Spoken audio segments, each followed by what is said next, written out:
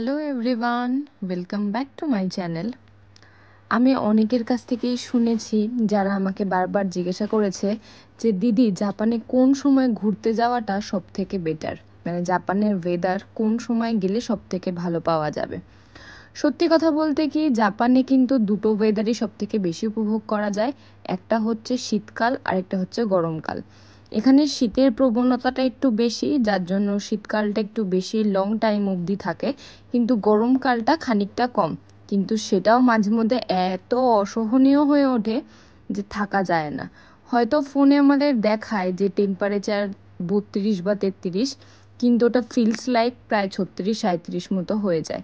তো সেক্ষেত্রে গরমটা খানিকটা বেশিই লাগে। আর আমার আজকের ভিডিওটা হচ্ছে এর প্রকৃত উদাহরণ, যে জাপানের ওয়েদার কত তাড়াতাড়ি ফ্ল্যাকচুয়েট করে।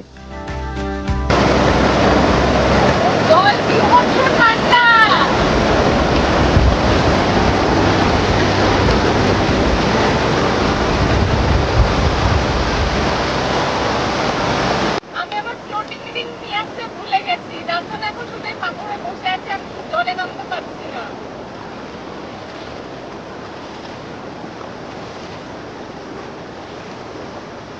তো চলো তাহলে আজকের ভিডিওটা তোমরা এনজয় করতে থাকো। আমরা গেছিলাম একটা নদীর পাড়ে দুইজনে মিলে।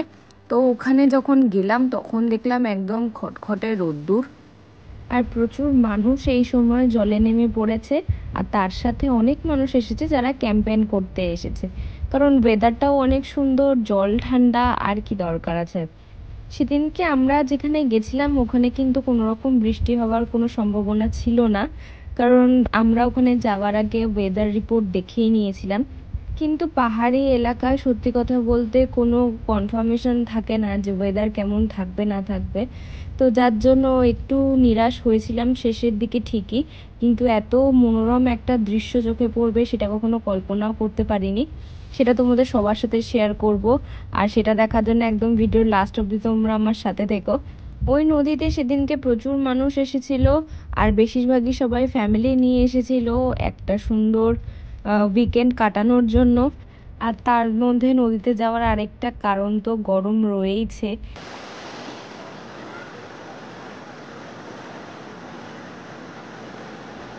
হাঁটতে হাঁটতে ওই পারে চলে গেছে আমাকে এখানে ফেলে। ও জানে আমি যেতে পারবো না, তাই ওখানে চলে গেছে।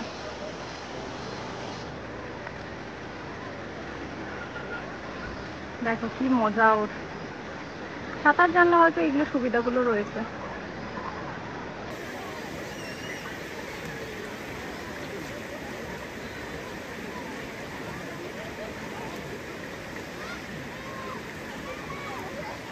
এরপর নদীর পাড়ের দিকে একটা সুন্দর জায়গা বেছে নিয়ে সেখানে আমরা বসার জায়গাটা পেতে খানিকটা সময় কাটালাম, কারণ গরমটা ভালোই লাগছিল আর জলটা যেহেতু ভীষণ ঠান্ডা ছিল তাই বেশিক্ষণ জলেও বসে থাকা যাচ্ছিল না। তো যার জন্য উঠে এসে আমরা এখানে একটু বসেছিলাম। তারপরে আমি এখান থেকে বেশ কিছু ভিডিও করে নিচ্ছিলাম, আর তখনও আমরা বুঝতে পারিনি যে এরপরে কি অপেক্ষা করছে আমাদের জন্য। আস্তে আস্তে আকাশটা কীরকম অন্ধকার হওয়া শুরু করেছে দেখেছো? আর ওই রোদটাও কিন্তু এখন আর নেই, আস্তে আস্তে পুরো আকাশটা মেঘে ঢেকে যাচ্ছে।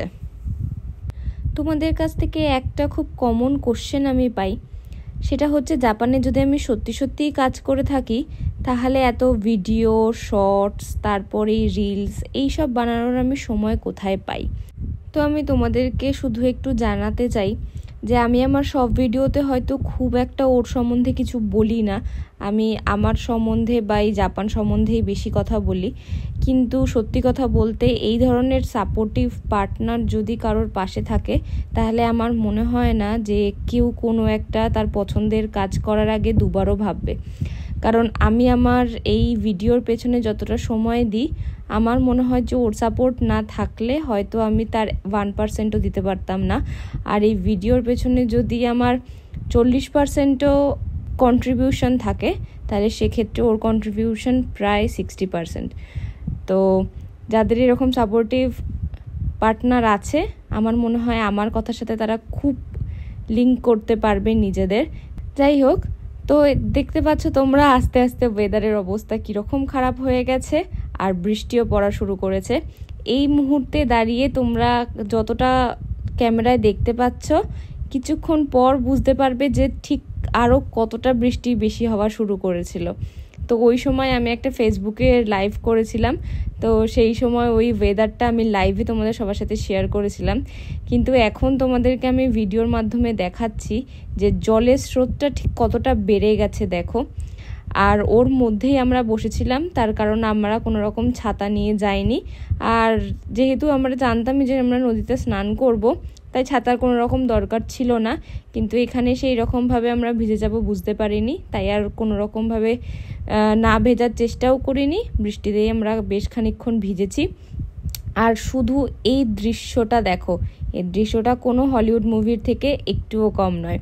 আমি এই ভিডিওটা যতবার দেখেছি ততবার মুগ্ধ হয়ে এই দৃশ্যটার দিকে চেয়েছিলাম। যাই হোক, তাহলে আমি আমার ভিডিওটা আজকেই শেষ করি। তোমাদের সবার সাথে দেখা হবে আবার আমার নেক্সট ব্লগে। ততদিনের জন্য সাথে থেকো, পাশে থেকো। টাটা।